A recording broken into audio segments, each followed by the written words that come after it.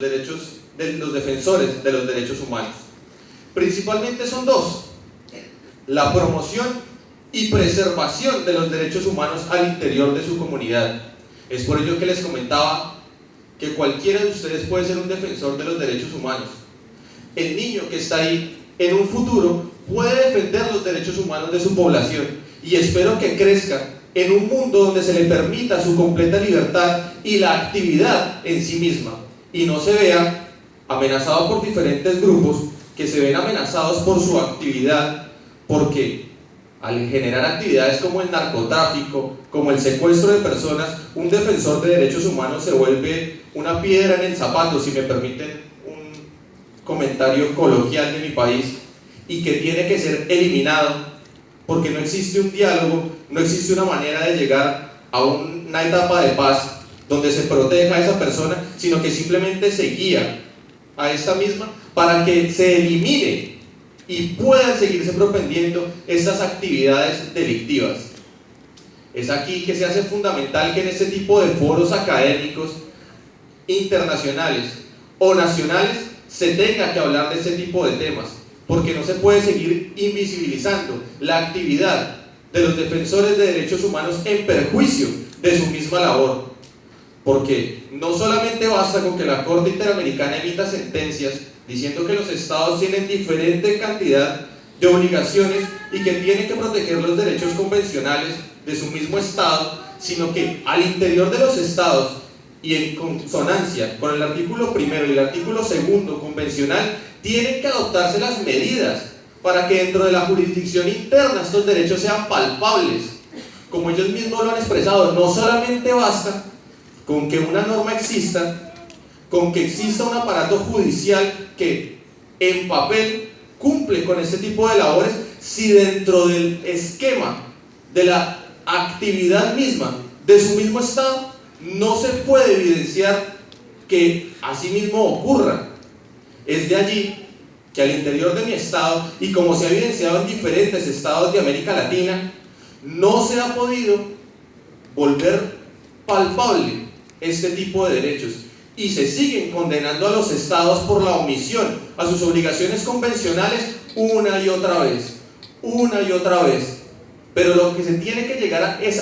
a que dejen de no emitirse sentencias, porque es necesario que ocurran, pero que sean menos cantidad de sentencias y más momentos por parte de los estados donde se protejan a los defensores de los derechos humanos al interior de su estado. Es de aquí que los defensores de derechos humanos cumplen un papel protagónico para la salvaguarda misma de América Latina, porque no podemos olvidar que en diferentes países han existido dictaduras: en la Argentina, en Chile, en Perú, donde fueron los defensores de derechos humanos los que pusieron voz a miles de personas y generaron un cambio que costó vidas, que costó familias enteras, y que aún hoy en estos países no se logra saber dónde están ciertas personas, donde las madres de la Plaza de Mayo y las abuelas de la Plaza de Mayo siguen exigiendo que dónde están sus familiares. Es aquí que los estados tienen la obligación de defender que esta actividad sea completamente libre. No se puede seguir permitiendo por parte de estos que se sigan asesinando impunemente a los defensores de derechos humanos, sin que exista un vínculo real entre los grupos armados que están asesinando a los defensores de derechos humanos y su actividad en sí misma, porque ese es el problema. En mi país asesinan 4 defensores de derechos humanos todos los días. En este momento en el que estoy hablando, puede un defensor de derechos humanos estar siendo asesinado en el Cauca, en el Putumayo, en el Pacífico colombiano fácilmente. ¿Y qué dice el ministro de Defensa de mi país? Que puede ser vinculado a crímenes ajenos a su labor, que pudo haber sido porque lo iban a robar y no quiso entregar lo que tenía. Eso no tiene nada que ver, es una excusa del mismo Estado a su no garantía frente a la actividad que están desarrollando estos. Es por esto que he venido ante ustedes a manifestarles la preocupación que existe en mi país y en referencia a toda la realidad latinoamericana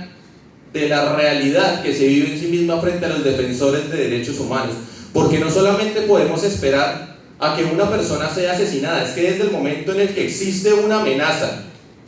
contra un defensor de los derechos humanos, tiene que ser investigado de oficio, como lo manifestó la Corte Interamericana en el caso Campo Algodonero versus México, donde se propende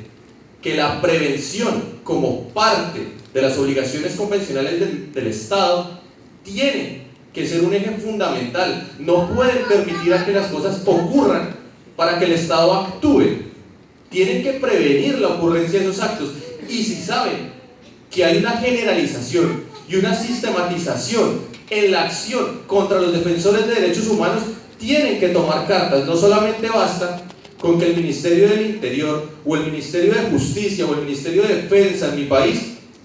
saque comunicados de prensa diciendo que van a hacer todo lo posible para que los defensores de derechos humanos al interior de mi país no sean asesinados. De nada sirve porque todos los días los siguen matando. Entonces, ¿qué estamos haciendo? ¿Qué está haciendo el Estado para proteger a las personas que están velando por la seguridad de miles? Y como les digo, no solamente basta con que en las cabeceras municipales, que es equiparable a los cantones que manejan en el Ecuador,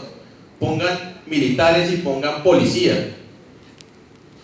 No se puede llenar el país de militares y policías a lo largo y ancho para prevenir que ese tipo de conductas ocurran. Tiene que atacarse la génesis misma del conflicto armado en mi país para así